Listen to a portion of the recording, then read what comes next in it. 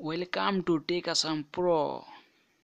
বন্ধুসকল, যদি মোৰ চেনেলত নতুন আছে তেনেহলে মোৰ চেনেলটো সাবস্ক্ৰাইব কৰি ল'ব আৰু বেল আইকনত প্ৰেছ কৰিব যাতে মোৰ পৰৱৰ্তী আপডেট আপোনাৰ ওচৰলৈ সোনকালে যাব পাৰে।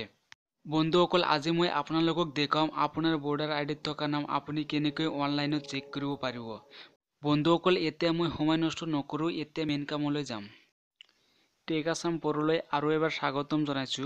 বন্ধুসকল, এতিয়া আমাৰ যি কৰিব লাগিব, এতিয়া আমাৰ এটা ব্ৰাউজাৰ চইচ কৰিব লাগিব, যিকোনো ব্ৰাউজাৰ।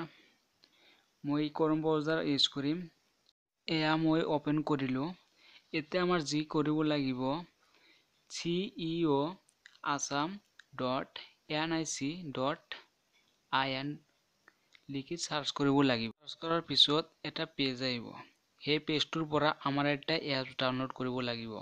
সেই এপটোৰ সহায়ত আমি আমাৰ ভোটাৰ আইডি চেক কৰিব পাৰিম যে আমাৰ ভোটাৰ আইডিত আমাৰ নাম শুদ্ধ আছে নে নাই।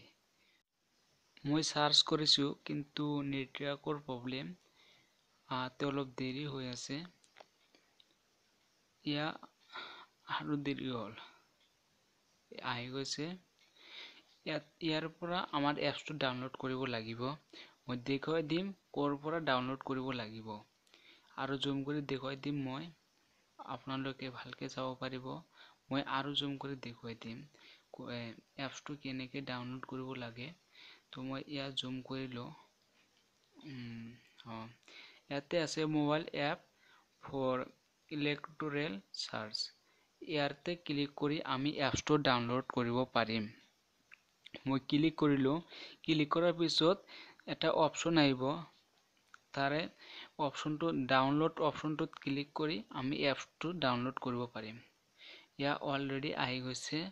মই এতিয়া এপছটো ডাউনলোড কৰি মোৰ মোবাইলত ইনষ্টল কৰি ল'ম আৰু আপোনালোকক দেখুৱাম আমাৰ ভোটাৰ আইডি কেনেকৈ চেক কৰিব পাৰিম। এতিয়া মই জুম কৰি দেখুৱাই দিম যে ডাউনলোড অপচনটো।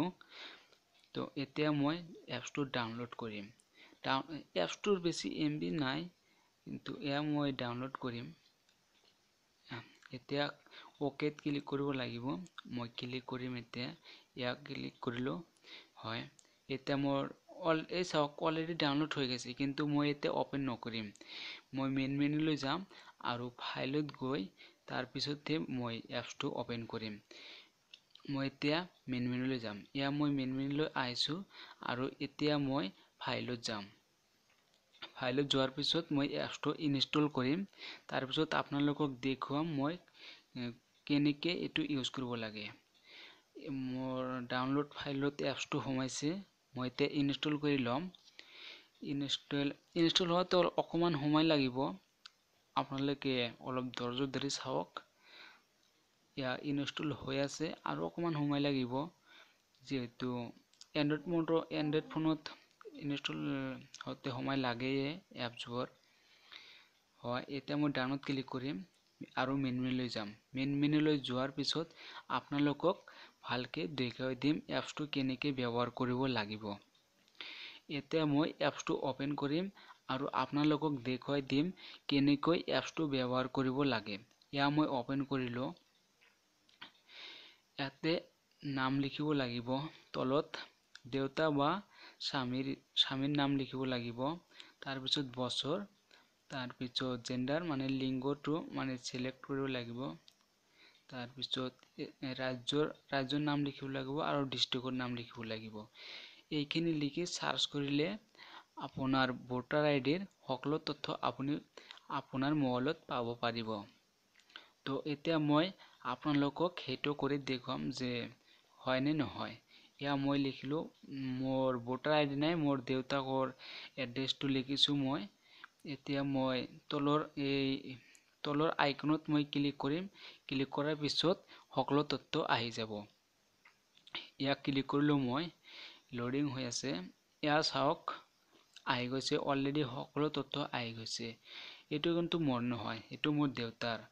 মোৰ যিহেতু এতিয়া 18 বছৰ হোৱা নাই, সেইকাৰণে মোৰ ভোটাৰ আইডিও দিয়া নাই চৰকাৰে। তো এতিয়া মোৰ দেউতাৰ সকলো তথ্য আহি গৈছে। আপোনালোকে এনেকৈ ভোটাৰ আইডি চেক কৰিব পাৰিব যে আপোনাৰ এইটো কিন্তু আপোনালোকে ছেভ কৰিও ৰাখিব পাৰিব। মই ছেভ কৰিলো।